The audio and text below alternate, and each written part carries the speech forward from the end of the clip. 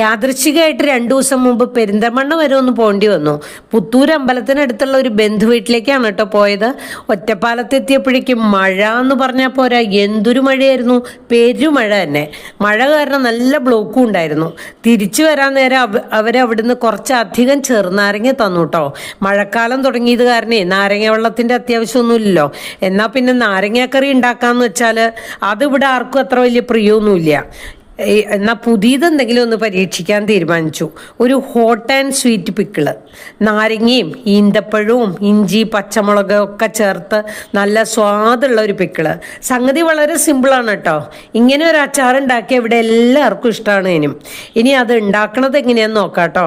അതിനായി ചെറുനാരങ്ങ നല്ല വൃത്തിയായിട്ട് കഴുകി ഒന്ന് ആവി കയറ്റി എടുക്കണം. ചെറുനാരങ്ങ ആവി കയറ്റണം എന്തിനാണെന്നല്ലേ, ഈ ചെറുനാരങ്ങ അച്ചാർ ഉണ്ടാക്കുമ്പോഴേ ചിലപ്പോൾ നാരങ്ങയുടെ തൊണ്ടിന് കയ്പുണ്ടാകും. അത് ഒഴിവാക്കാനും പിന്നെ നാരങ്ങയ്ക്ക് നല്ല മയം കിട്ടാനും വേണ്ടിയിട്ടാണ് കേട്ടോ ആവി കയറ്റണത്. അത് ആറിയതിന് ശേഷം കുരു കളഞ്ഞ് 4ആയിട്ടോ 8ആയിട്ടോ ഒക്കെ മുറിച്ചെടുക്കുക. പിന്നെ ഈന്തപ്പഴം കുരു ഉള്ളതാണെങ്കിൽ അതും കുരു കളഞ്ഞ് മുറിച്ചെടുക്കുക. നല്ലെണ്ണ അഥവാ എള്ളെണ്ണ ചൂടാക്കി കടുകും കുറച്ച് ഉലുവയും ചുവന്ന മുളകും ഒക്കെ പൊട്ടിച്ചെടുക്കുക. പിന്നെ അതിലേക്ക് ഇഞ്ചി പച്ചമുളക് ഇത് ചേർത്ത് വഴറ്റി മുളക് പൊടി ഉലുവപ്പൊടി കായം ഒക്കെ ചേർത്ത് പച്ചമണം മാറി കഴിയുമ്പോൾ നമ്മൾ അരിഞ്ഞു വെച്ചിട്ടുള്ള ഈ നാരങ്ങയും ഈന്തപ്പഴവും ചേർക്കുക.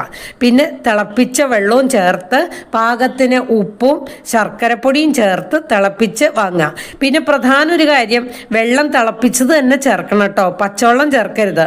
അതുപോലെ ഞാൻ മധുരം പാകാക്കാൻ വേണ്ടിയിട്ട് ശർക്കരപ്പൊടിയാണ് ചേർക്കാറുള്ളത് കേട്ടോ. 2 ദിവസം കഴിയുമ്പോഴാണ് കേട്ടോ ഇതിന് കൂടുതൽ സ്വാദുണ്ടാവുക.